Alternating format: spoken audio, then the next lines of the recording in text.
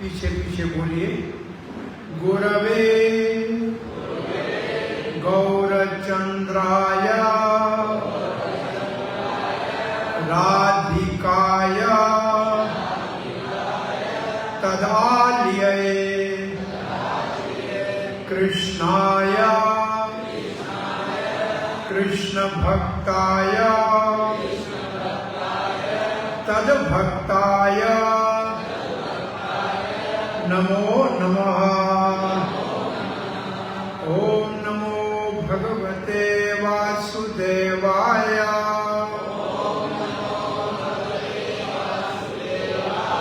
ओम नमो भगवते वासुदेवाय।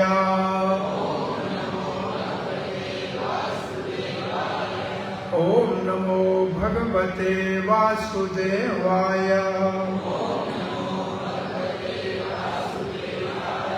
कृष्णाय वासुदेवाय देवकी नंदनाय च नंदगोपकुमाराय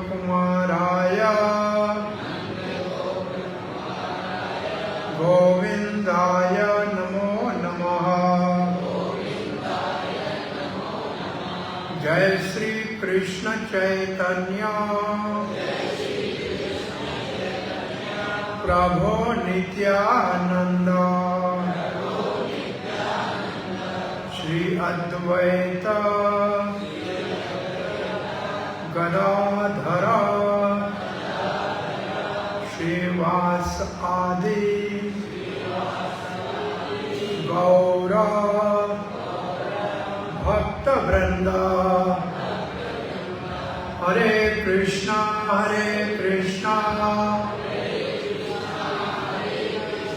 कृष्णा कृष्णा हरे हरे हरे राम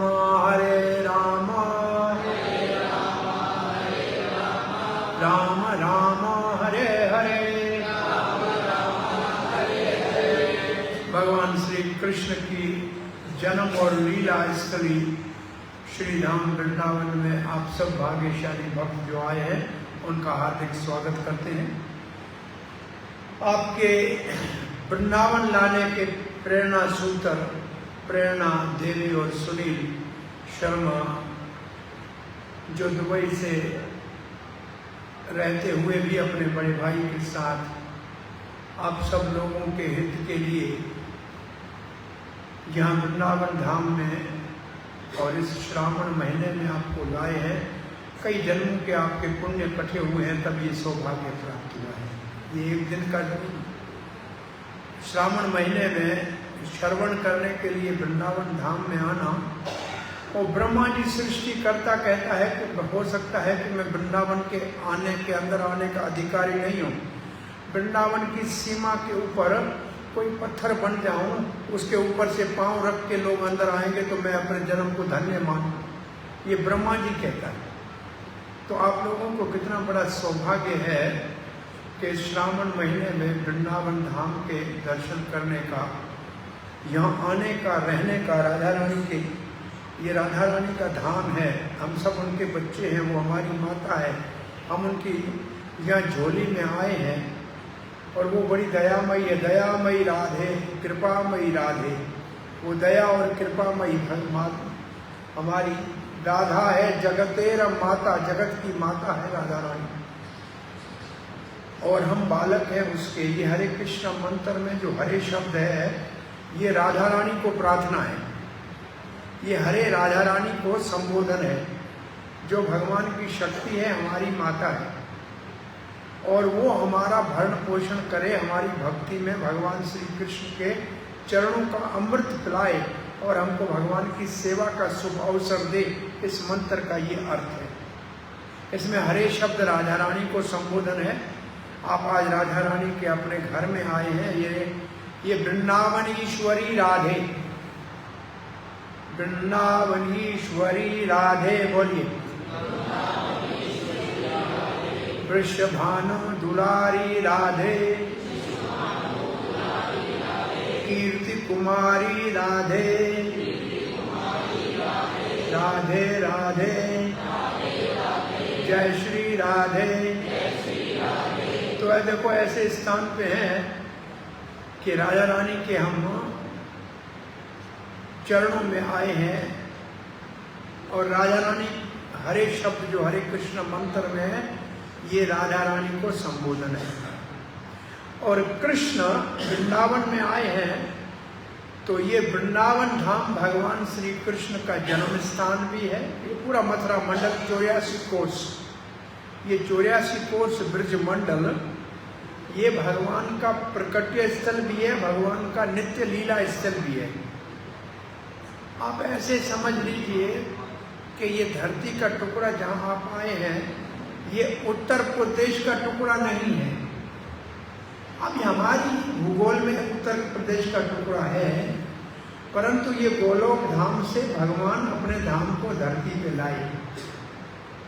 तो इसको आप देखेंगे तो ऐसे लगेगा कि जैसे दूसरा धरती होती है, पेड़ होते हैं, ऐसा नहीं है। यहाँ की धरती चिंतामणि है, यहाँ के पेड़ कल्प वृक्ष हैं और ये माँ जमुना जो यहाँ बह रही है ये वृंदावन का कंठहार है। गोवर्धन जाएंगे ये भगवान के हृदय से प्रेम से प्रकट हुआ है। तो ये सब चीजें यहाँ कोई संसारी नहीं है। हमारी संसारी आंखें हैं इसलिए ये संसारी दिखती हैं। इसलिए वृंदावन को देखना है तो कान से देखना पड़ेगा, वृंदावन की महिमा को सुनना पड़ेगा। तो महिमा कितनी वृंदावन की महान है।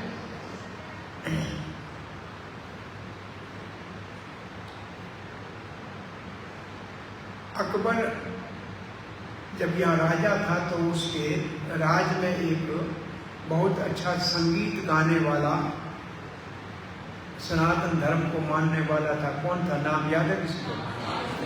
तानसेन था। तानसेन को अकबर ने पूछा कि आपने कहाँ से गाना सीखा है? तो अकबर ने कहा हरिदास जी हमारे गुरु है। बोला कहाँ रहते हैं? बोला वृंदावन में। बोला हमको उनका मुख से सुनना है, हमको ले चलो। तो राजा को तो मना नहीं कर सकता, ले आइए। हरिदास जी जमुना के दूसरे तट पे बैठ के भगवान के नाम का स्मरण कर रहे थे, लीला का चिंतन कर रहे थे। तो तानसेन कहता है, तानसेन को अकबर कहता है इसको बोलो गाय। अब गुरु को कैसे आदेश दे के गाओ? ये तो अपमान हो जाता है। भगवत गीता आप पढ़ रहे हैं, आपको पढ़ाई जा रही है, पर आप सबको पढ़नी भी चाहिए। ये तो सारे वैदिक शास्त्र का सार है। उसमें सबसे बड़ा अपराध दुर्योधन की प्राज्य का है, हार का है। उसने अपने गुरु द्रोणाचार्य को आदेश दिया, देखो सामने कौन है। तो गुरु को कोई आदेश देता है क्या? दुर्योधन की सबसे पहली गलती ये है, त्रुटि ये है, अपराध ये है कि वो गुरु द्रोणाचार्य को बोला देखो सामने पांडवों की सेना में आपके शिष्य धृष्टद्युम्न ने कितनी अच्छी तरह से सेना को संभाल के रखा है। और दूसरी तरफ श्री कृष्ण ने अर्जुन को कहा देखो सामने कौरवों की सेना। गुरु शिष्य को आदेश दे तो सफलता मिलती है, शिष्य गुरु को आदेश दे तो सत्यानाश होगा। तो दुर्योधन का तो सब नाश हो गया ना। तो यहाँ राजा को मना करना मुश्किल है, परंतु गुरु को आदेश देना भी मर्यादा का उल्लंघन है। तो तानसेन क्या करता? तानसेन ने बीच का रास्ता निकाला। न गुरु को कहा गाओ, न राजा को कहा नहीं कहता हूं। उसने गाना शुरू किया खुद। उसने एक कोई राग छेड़ा, लेकिन गलत छेड़ा, वो सही ताल में नहीं था।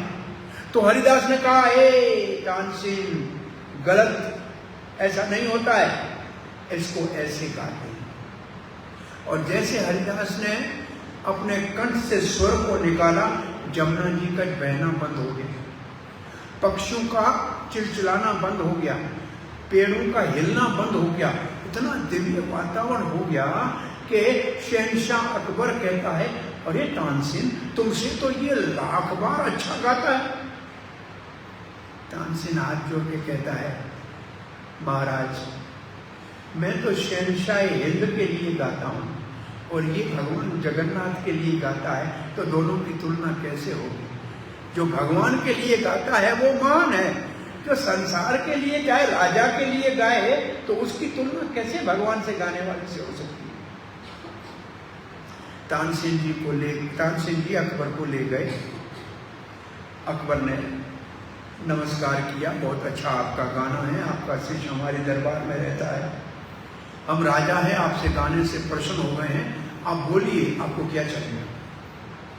आपको मंदिर बना के दे दें, आपको जमीन दे दें, क्या चाहिए? तो हरिदास ने कहा हमारे केशी घाट के ऊपर एक पत्थर का टुकड़ा टूट गया है, उसकी आप मरम्मत करा दीजिए, रिपेयर करा दीजिए। और राजा बड़ा लज्जित हुआ कि मैं इतना बड़ा पूरे देश का राजा हूँ और एक पत्थर के टुकड़े को रिपेयर कराने का, उसकी मरम्मत कराने के लिए कह रहा है मेरे से? कोई मांगने की चीज़ है? कोई राजा आपके पास प्राइम मिनिस्टर आए, मोदी जी, और कहे आपके गांव में आके कि आपको क्या चाहिए, तो आप क्या, उधर कोई आए कहे कि हमारे को आधा डजन केला दिला दो, तो ये कोई मांगने की चीज़ है क्या बड़े आदमी से? लेकिन तानसेन ने कहा महाराज आप आइए, हाँ बोल दीजिए, चलते हैं। केशी घाट पे गए, थोड़ी देर के लिए वृंदावन के असली रूप को देखने के लिए हरिदास जी ने उनको दिव्य दृष्टि दी। उन्होंने देखा कि जो पत्थर का टुकड़ा टूटा हुआ है वो ऐसा रतन मणि का बना हुआ चिन्मय पत्थर है, चिंतामणि धाम है, कि हमारे पूरे खजाने में इतना धन नहीं है कि इसको बना सके। वृंदावन रम्य स्थान, बोलिए, दिव्य चिंतामणि धाम,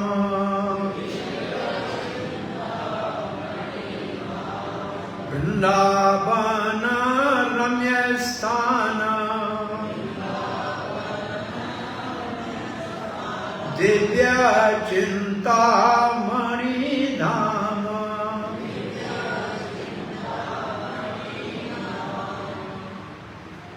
ये तो भगवान की लीला की स्थली है, रम्य, भगवान के रमण करने के लिए है। जहाँ आप बैठे हुए हो, इस क्षेत्र का नाम है रमण रेती। रमण रेती दो है ब्रज में, एक गोकुल में रमण रेती है, जहाँ भगवान छोटे बच्चे थे तो मिट्टी में खेलते थे, रेती कहते हैं मिट्टी को, रमण कहते हैं खेलने को। तो भगवान घुटनों के बल चलते थे, और वृंदावन गोकुल में तो भगवान ने जमुना के किनारे माटी भी खाई है, ब्रज की रज को भी खाया है, तो उस स्थान का नाम है रमण रेती। और फिर 4 साल के करीब भगवान 4 साल की उम्र में यहाँ आए, 3.5-4 साल में, तो यहीं रहे, तो यहाँ खेले अपने ग्वाल बालों के संग। तो इस जगह का नाम भी रमण रेती है।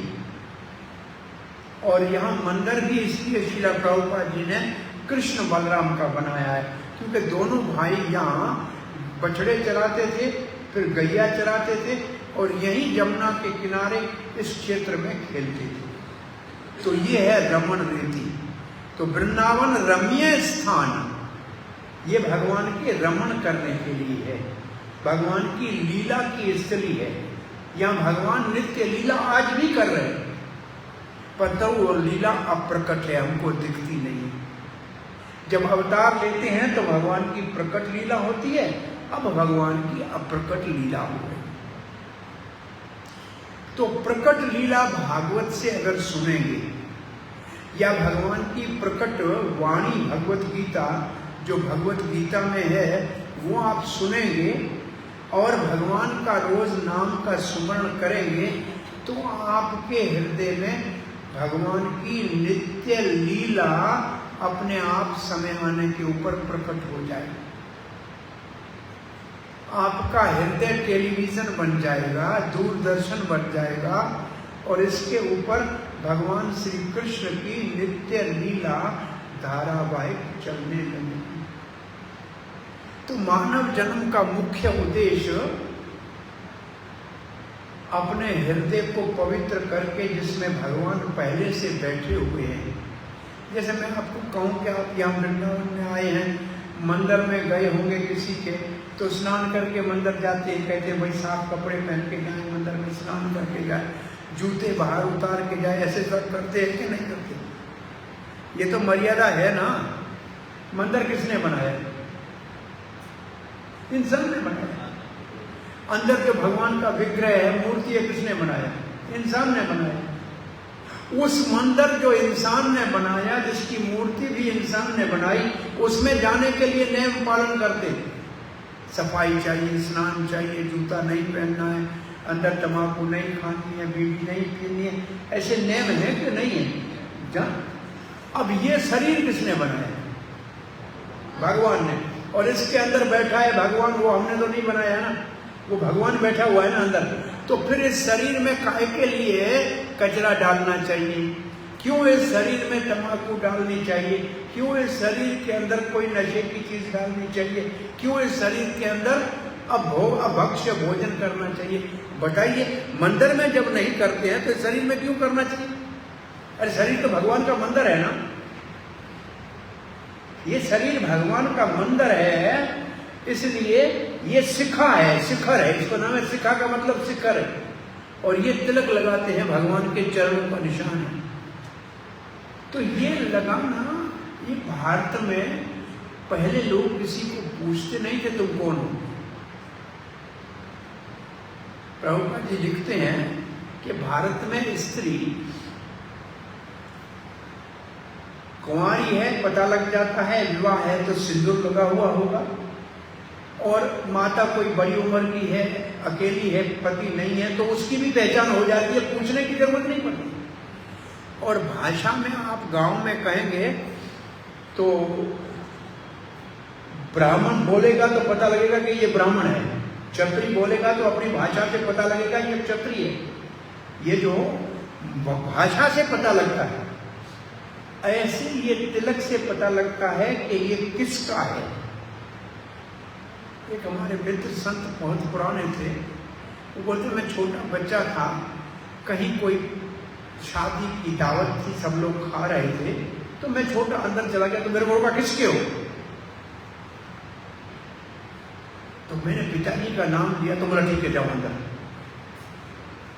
तो ऐसे आप किसके हो कैसे पता लगे? प्रभुपाद जी एक बार जुहू, बॉम्बे का अपना बड़ा मंदिर है, वहाँ समुद्र के किनारे घूमते हुए अपने विदेशी भक्तों से पूछा, ये दो कुत्ते सामने हैं, इन दो कुत्तों में क्या अंतर है, फर्क क्या है बताओ। वो बेचारे विदेशी सोचने लगे ये कुत्ता पता नहीं कौन से नस्ल का है, कहाँ का है, ऐसे है वैसे है। प्रभुपाद ने कहा देखो दोनों में अंतर ये है, एक कुत्ते के गले में पट्टा बंधा हुआ है, इसका मतलब इसका मालिक है, और दूसरे में पट्टा नहीं है, इसका मतलब इसका कोई मालिक नहीं है। जो बिना पट्टे वाला है, ये सरकार की म्यूनिसिपालिटी की गाड़ी आएगी और नगर पालिका इसको ले जाके मार देगी, और जिसको पट्टा है उसको हाथ नहीं लगाए। बस दोनों कुत्तों में यही अंतर है, एक में पट्टा है और एक बिना पट्टे के। ऐसे जिसके गले में तुलसी माला है, इसका मतलब इसको पट्टा बंधा हुआ है, इसका कोई मालिक। और जिसको ये नहीं है वो तो जमराज पकड़ के ले जाएगा, जामदूतों से डंडे मारेगा, और जिसको गले में पट्टा है उसको कहेगा नहीं इसका मालिक है, अपने आप इसको छुड़ा देगा। एक शेर था, गाय को मारने के लिए पीछे भागा, गाय भी अपना जितना दम था दौड़ी, और जाके एक दलदल थी पानी की, उसमें गिरी और पांव अंदर फंस गए। शेर भी उसके पीछे गिरा, उससे 3 फुट पीछे गिरा, बीच में 3 फुट की दूरी है। अब शेर भी जा रहा है दलदल में और गाय भी दलदल में जा रही है। शेर खाना चाह रहा है, खा नहीं पा रहा है, गाय हंस रही है। बोला तुम मरने जा रही है, मैं सामने खड़ा हूं, तुम हंस क्यों रही? बोला मैं हंस इसलिए रही हूं, मेरा मालिक है, अभी मेरे को ढूंढता आएगा, मेरे को निकाल लेगा और तुम इस दलदल में मर जाओगे। जिसका मालिक होता है वो उसको ढूंढ के निकालता है। तो आपका मालिक कौन है ये किसी को पता नहीं है। भगवान सबका मालिक है, ये तो सबको पता है ना। तो अपने आप भगवान को स्वामी मानकर अपने आप को सेवक मान लेना, ये भक्ति की शुरुआत है। भक्ति शुरू होती है अपने आप को सेवक माने और भगवान को स्वामी माने। और भक्ति शुरू करने के लिए कोई ज्यादा पढ़ा लिखा होना भी जरूरी नहीं है, विद्वान होना भी जरूरी नहीं है, धनी है कि नहीं है उसकी भी जरूरत नहीं है। जिसके पास जबान है और जबान चलती है तो भक्ति कर सकता है। आप सबके पास भगवान की कृपा से जबान है ना, तो जबान के दो काम हैं, खाना और बोलना। यही दो काम जबान के है ना। बस ये दो काम अगर आपने भगवान को स्वामी मानकर श्री कृष्ण और हम उसके सेवक के ये मान लिया और जबान से कृष्ण का नाम उच्चारण करना शुरू किया और घर में जो भोजन बने वो पहले भगवान को भोग लगाकर आप प्रसाद पाओगे तो आपकी भक्ति शुरू होगी। कुछ नहीं करना, बहुत आसान है। मुख से हरे कृष्णा कृष्णा कृष्णा हरे हरे, हरे राम राम राम हरे हरे। ये नाम जपना है मुख से और भगवान का प्रसाद खाना। बस ये दो काम करने से आपके मानव जन्म के परम लक्ष्य को प्राप्त करने की शुभ आरंभ शुरुआत हो गई। कुछ नहीं करना, इतना आसान काम है, फिर भी लोग नहीं कर पाते, बहुत आलस है। एक श्लोक नीति शास्त्र में है, आहार निद्रा भय मैथुन्य पशु भी समाना। आहार का मतलब भोजन करना, निद्रा का मतलब सोना, भय का मतलब अपनी सुरक्षा के लिए घर बनाना, ताला लगाना, और मैथुन्य का मतलब विवाह करना, अपने जीवन में भोग करना। ये तो पशु भी कर रहे हैं, दोनों में कोई अंतर नहीं।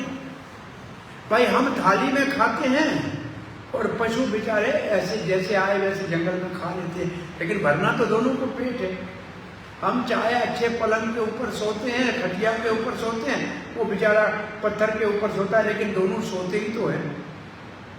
आप पत्थर मारोगे कुत्ते को तो भी भौंकेगा, आपकी बचा के लिए, अपना तो काटने के लिए आएगा। ऐसे आपको भी कोई तकलीफ देगा तो आप उससे लड़ोगे। और वो भी जंगल में कहो या शहर में हो, कहीं भी हो, वो भी अपना भोग करता है, हम भी भोग करते, फिर इंसान और जानवर में अंतर क्या है?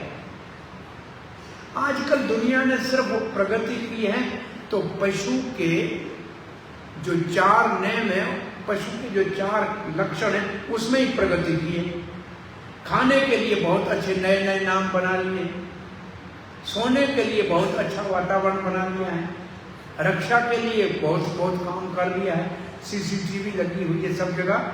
अरे कोई को सामान उठा नहीं जाए, एक दुकानों में लगी है ना टेलीविजन।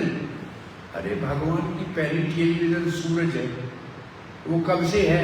हम सुबह से उठ के शाम तक जो करते हैं वो सबका साक्षी सूर्य है, और रात में जो करते हैं उसका साक्षी चंद्रमा है। ये तो भगवान की पहले ये टेलीविजन लगी हुई है और ये सारा रिकॉर्ड हो रहा है उधर। हमने बनाया है अपनी सुरक्षा के लिए, पशु की तरह अपनी सुरक्षा कर रहा है। तो हम दोनों में अंतर क्या है? मानव और पशु में अंतर क्या है? प्रभुपाद जी कहा करते थे, 4 पांवों पे पशु भागता है और 4 पहिए वाली गाड़ी में अगर इंसान भागे तो दोनों में कोई अंतर तो नहीं होगा। अरे अंतर क्या, बहुत बड़ा एक अंतर ये है कि आजकल किसी पशु ने, शेर ने कितने लोग खाए हैं? गांव में खाए? आपके गांव में कोई ऐसा एक व्यक्ति है जिसको शेर खा गया हो? बाघ आया है कभी गांव में? हाथी ने किसी को पांव के नीचे दबोचा है आपके गांव में? लेकिन आप देख लीजिए कितने गाड़ी चलाने वालों ने एक्सीडेंट किए हैं कि नहीं किए? गाड़ी वालों ने एक्सीडेंट किए हैं कि नहीं किए हैं? तो पशुओं ने इतना नहीं समाज को रोंदा है इंसान को मारा है जितना 4 पहिए वाली गाड़ी ने मारा है। ये सच है कि नहीं? कितने एक्सीडेंट हो रहे हैं, कितने लोग मार रहे हैं, कौन मार रहा है? इंसान मार रहा है गाड़ी के ऊपर चढ़ के। कोई एक सालों में कोई एक बार कहते अचानक एक जंगली शेर आ गया और किसी को मार गया, एक हमने आज तक देखा, बस हाथी ने किसी को रौंदा हो, एक आधार उदाहरण नहीं मिलेगा। और ये इंसान रोज आए दिन रोड के ऊपर हजारों की संख्या में एक्सीडेंट हो रहे हैं। ये अभी हम रामायण यात्रा में पटना से जा रहे थे, गया में नौजवान बच्चा, हमारे टांगों को देखने से पता लगेगा 18-17 साल का होगा, मोटरसाइकिल ट्रक में लगी, मोटरसाइकिल का नाम निशान नहीं, और बेचारा पहिए के अंदर उसकी टांगें बाहर की तरफ पड़ी थी। देखने से अभी दुख हो रहा है कि 2 पूरा टायर के नीचे आ गया है। हाईवे के ऊपर रास्ते के अंदर ऐसे रोज की दुर्घटनाएं हो रही हैं। तो मानवता में अमानवता कहां चली गई? और रोड के ऊपर ऐसे मार के चले जाते हैं पीछे, ऐसे नहीं कि भाई बचने की चांस है उठा के अस्पताल में, नहीं, मार के चले जाते हैं। यहाँ बंदर है बाहर, जहाँ वृंदावन में आपको बंदर मिलेंगे। एक बंदर को आप यहाँ बंद करोगे ना, 1000 बंदर बाहर आ जाएंगे। जब तक नहीं खोलोगे नहीं जाएंगे। और यहाँ एक इंसान को कोई पकड़े तो सब भाग के जाएंगे रास्ते से। कुत्ता भी गिरे हुए कुत्ते को रोड को खींच के बाहर ले जाता है, लेकिन इंसान का भला ही नहीं कर रहा है। क्यों? क्योंकि उसमें इंसान बनने के लिए जो गुण होने चाहिए वो आए ही नहीं है, वो पशु के स्तर पे है। तो विशेषता क्या है? धर्मा अधिको विशेष, धर्म है विशेष। पशु बेचारे के पास कोई स्कूल नहीं है, अस्पताल नहीं है, कॉलेज नहीं है, वो बच्चों को पढ़ा नहीं सकता है।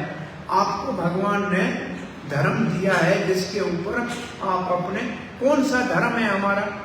जिस धर्म से हम पशु से महान है वो क्या है? भगवान ने हमको बुद्धि दी है। पशु जोनि में बेचारा नया कर्म नहीं कर सकता। सारी जोनियां 84 योनियों को कहते हैं, एक मानव को छोड़ के सारी भोग योनियां हैं। भोग योनि का मतलब जो पुण्य किए हैं उसका सुख भोग लो, जो पाप किए हैं उसका दुख भोग लो। आप नया कुछ नहीं कर सकते। आपने देखा है कुछ कुत्ते बेचारे भूखे रोज लाठी खाते हैं, पत्थर खाते हैं, और कुछ कुत्ते बड़ी बड़ी गाड़ियों के अंदर एसी में बैठे हुए बड़े घर के बंगले में रहते। देखिए कुत्तों को, एक कुत्ता रोड पे रोज पत्थर खा रहा है और एक कुत्ता गाड़ी में, वो जो इंसान गरीब को नहीं उपलब्ध है उसमें चढ़ के घूम रहा है। तो उस कुत्ते के कुछ पुण्य हैं कि वो गाड़ी में चढ़ के घूम रहा है, लेकिन कुत्ता वो इंसान नहीं बन सकता, कर्म भगवान का नाम नहीं ले सकता। एक मानव जन्म है जिसमें आपको कर्म करने का अधिकार है। आपको कर्म की श्रृंखला, जन्म मृत्यु के चक्कर को तोड़ने का एक मानव जन्म में अधिकार है। और ये जन्म निकल गया हाथ से तो फिर कौन से चक्कर में पड़ेंगे कुछ मालूम नहीं।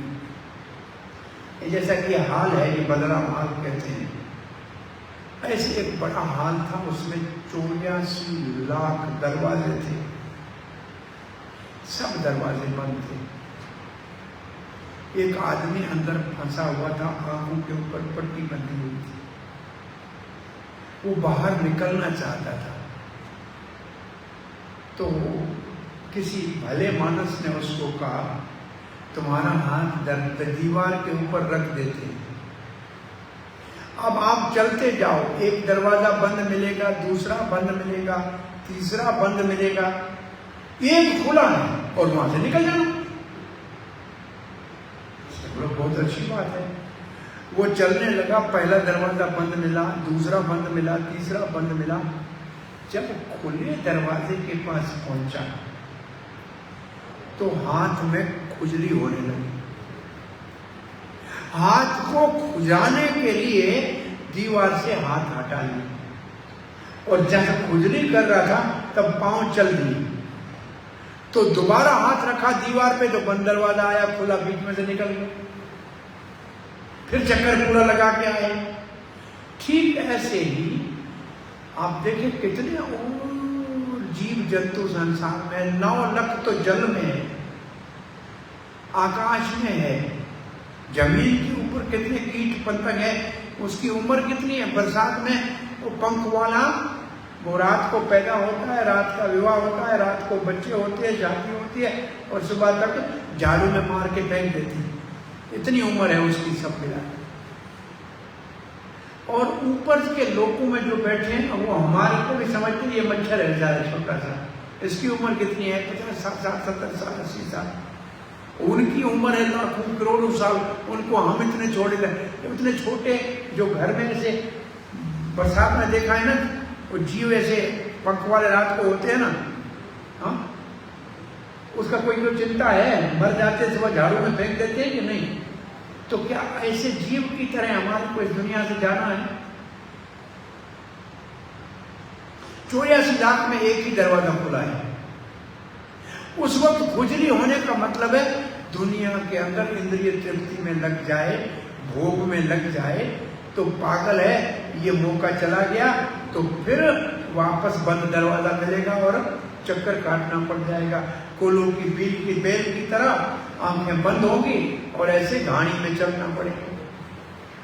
तो खुले दरवाजे से निकलना है तो ये मानव जन्म में हमारे को सौभाग्य प्राप्त होता है। इस जन्म में अगर हमने भगवान को पाना है, इसलिए नर कहते हैं कि नारायण को पाने के लिए समर्थ हैं आप योग्य हैं, इसका सत उपयोग करके भगवान की भक्ति करके भगवान को प्राप्त करने का आप रास्ता निकाल लीजिए। ये मौका हाथ से जाने मत दीजिए। पहले जैसे मैंने आपको कहा, आपका यहाँ वृंदावन में आना कई जन्मों के पुण्य का उदय हुआ है। भक्तों का संग मिलना कई जन्मों का पुण्य उदय है। भगवान की कथा मिलना अति दुर्लभ है।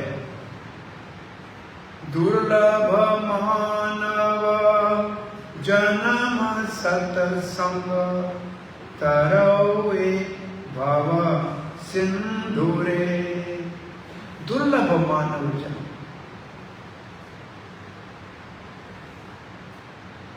बड़े भाग मानुष तन पावा, सुर दुर्लभ सब ग्रंथन गावा। सारे शास्त्र कहता है, कह रहे हैं दुर्लभ है मानव जन्म मिलना, और हमको मिल गया है। और केवल मानव जन्म नहीं मिला है, भगवत गीता में तो लिखा है मनुष्याणाम सहस्रेषु कश्चित् यतति सिद्धये। हजारों इंसानों में कोई एक होता है जो आत्मा, मैं आत्मा हूं, अपने आत्मा को साक्षात्कार करने का साधन करना। हजारों में एक। मनुष्याणाम सहस्रेषु कश्चित् यतति यतताम भी सिद्धानाम। ऐसे हजार जो आत्म साक्षात्कार कर चुके हैं।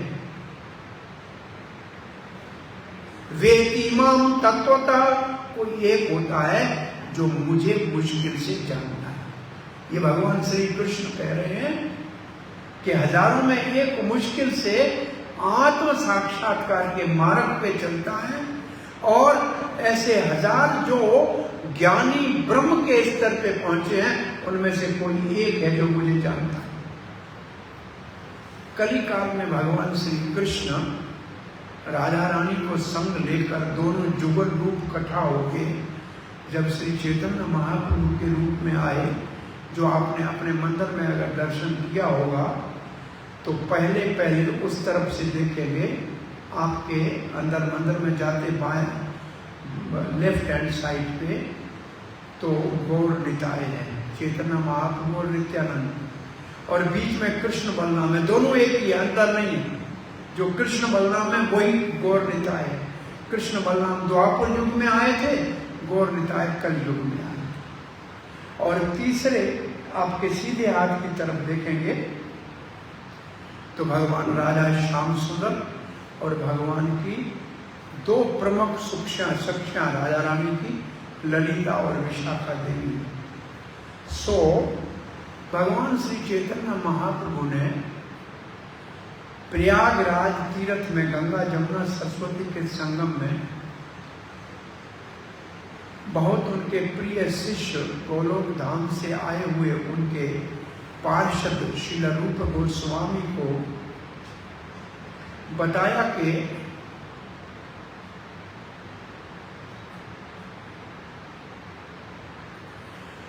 संसार में अनंत जीव हैं, कोई गिनती नहीं की जा सकती,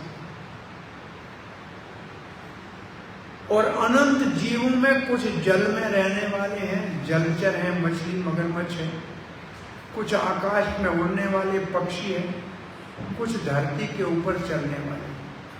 जो धरती के ऊपर चलने वाले हैं उसमें पशु ज्यादा है, सबसे अल्प मानव है। और फिर कहा मानव में भी आधे तो नास्तिक हैं, भगवान को न मानते हैं न जानते हैं, वो तो पशु की तरह रहते हैं दुनिया के अंदर। आधे तो छोड़ो, बाकी जो आधे बचे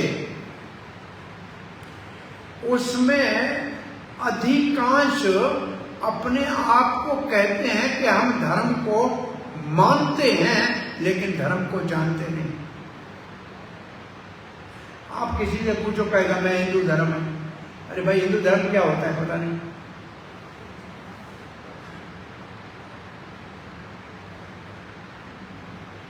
ये छोटे बच्चे कॉलेज स्कूल पढ़ते हैं, ये कॉलेज पढ़ते हैं, बैठे हैं आपके सामने, मैं देख रहा हूं। इनसे पूछो कि ये कौन सा महीना चल रहा है भारत का, ये जुलाई तो बता देगा, लेकिन जो भारत का महीना है नहीं बोल पाएगा।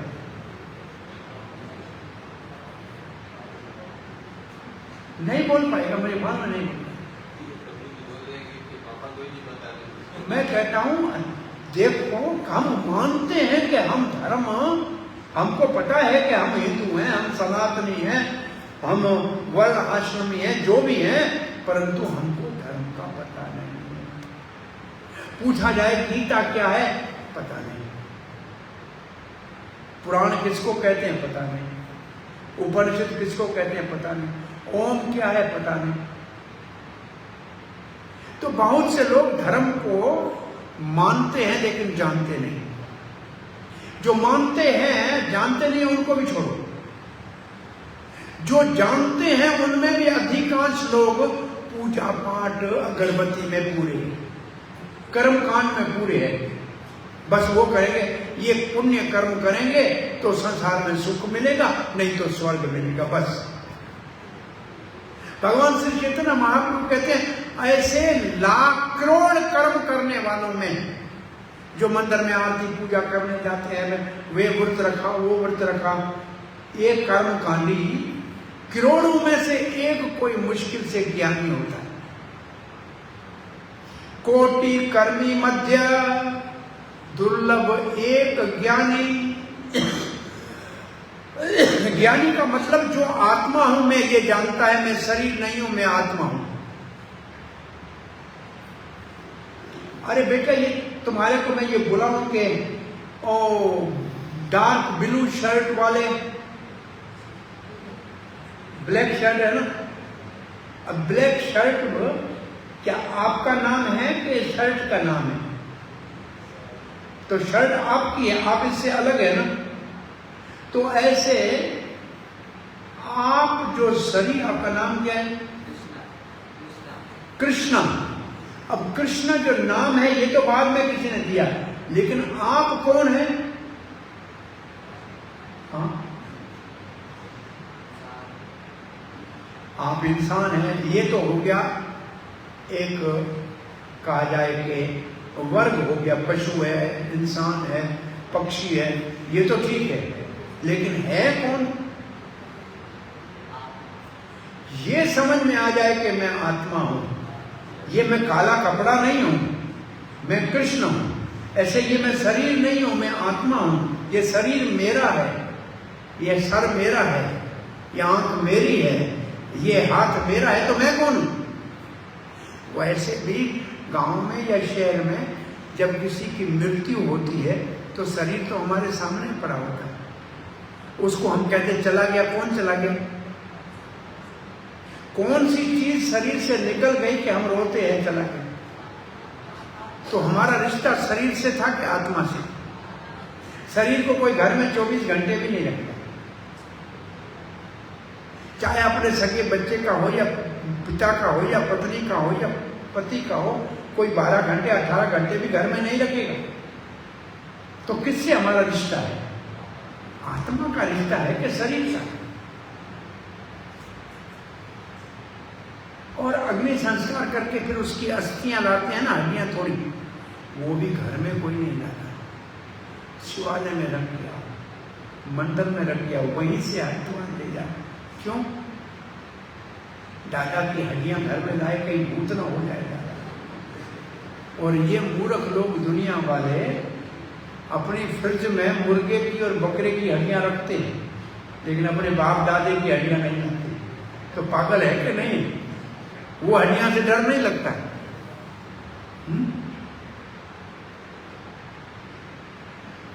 सो बात क्या कह रहे थे?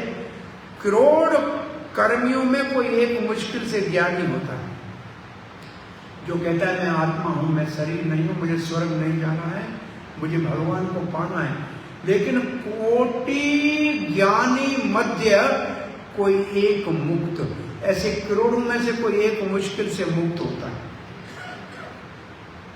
और फिर चैतन्य महाप्रभु कहते हैं कोटि मुक्त मध्य दुर्लभ एक कृष्ण भक्त।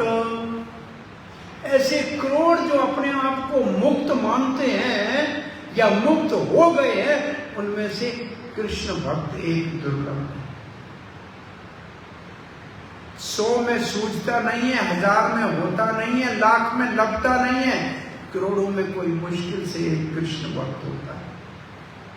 फिर ये बहुत प्रसिद्ध श्लोक चैतन्य महाप्रभु ने कहा, ब्रह्मांड भ्रमित कोई भाग्यवान जीव। ये ब्रह्मांड में 84 लाख के चक्कर में लोग ऐसे आ रहे हैं जा रहे हैं, परंतु कोई मुश्किल से भाग्यवान है। देखिए धनवान बहुत हो सकते हैं, विद्वान बहुत हो सकते हैं, ज्ञानवान बहुत हो सकते हैं, लेकिन भाग्यवान इन सबसे अलग है। धनवान भाग्यवान नहीं है, ज्ञानवान भी भाग्यवान नहीं है, विद्वान भी भाग्यवान नहीं है, बलवान भी भाग्यवान नहीं। भाग्यवान हुआ जिसके पास भगवान है। ब्रह्मांड भ्रमित कोई भाग्यवान जीव, कोई मुश्किल से भाग्यवान होता है। गुरु कृष्ण प्रसादे पाए भक्ति लता बीज। भगवान श्री कृष्ण कृपा करके उसको गुरु का शरण देता है। तो किसी को साधु संग मिल जाए तो समझना चाहिए भगवान श्री कृष्ण ने कृपा की। और फिर गुरुजनों का सेवा करेंगे और उनसे शिक्षा लेंगे तो वो हमको भगवान की सेवा में लगाएंगे। तो हमारी भक्ति में आगे बढ़ने के लिए भगवान भी चाहिए, गुरु भी चाहिए। गुरु भगवान तक पहुंचाने के लिए साधन है। गुरु अगर कहे भगवान की जरूरत नहीं है तो फिर वो गुरु किसी काम का नहीं। गुरु का काम है हमारे को भगवान से संबंध जोड़ के उसकी सेवा में लगाए। प्राय बहुत सारे गुरु भारत में घूम रहे हैं, अपने आप को ही भगवान कहते पूजा रहे हैं। तो जो अपने आप को भगवान कहते पूजा रहा है वो गुरु नहीं है। जो भगवान की भक्ति में लगाता है वो गुरु। ऐसा गुरु परमाणिक परंपरा से मिल जाना और उसके माध्यम से भगवान की भक्ति करना, ये एकमात्र मानव जन्म के लिए कलयुग में सबसे उत्तम, सरल और श्रेष्ठ साधन है। सो आप सबको सौभाग्य से वृंदावन धाम में आने का शुभ अवसर मिला है। आप 2 दिन यहाँ रहेंगे। आज शाम को भी हमारे परम पूज्य नवग्रह स्वामी महाराज आपको हरि कथा कीर्तन सुनाएंगे। कल भी आप यहाँ रहेंगे और फिर दर्शन करते हुए गोवर्धन का, जो कली काल में बहुत बड़ा उधार भगवान की कृपा प्राप्त कराने का साधन है, रास्ते में दर्शन करते हुए जा सकते हैं। और पुनः यहाँ आने के लिए प्रार्थना करके जाइए भगवान राधा श्याम सुंदर को कि फिर आपको शुभ अवसर मिले, किसी अच्छे समय यहाँ आए और कुछ और अधिक दिन यहाँ रहकर वृंदावन के भगवान की लीला के स्थानों को देखें। यहाँ से जाएंगे तो भगवान की भक्ति ले जाएंगे। घूमने तो बहुत से लोग बम्बई भी जाते हैं, लेकिन वहाँ से आएंगे भोग की बातें करेंगे, यहाँ से जाएंगे तो भक्ति की बातें करेंगे। बहुत बड़ा अंतर है। इसलिए आप सबका हार्दिक स्वागत करते हैं। अब आप 12:30 बजे, मैं समझता हूँ आरती अभी 15 मिनट होगी, दर्शन कर सकते। मंदिर का किया है, अब मंदिर का दर्शन कर लीजिए और फिर 2:30-1 बजे के करीब यहाँ प्रसाद होगा पीछे हाल में, प्रसाद लीजिए, शाम को कथा सुनिए और वृंदावन का दर्शन कीजिए।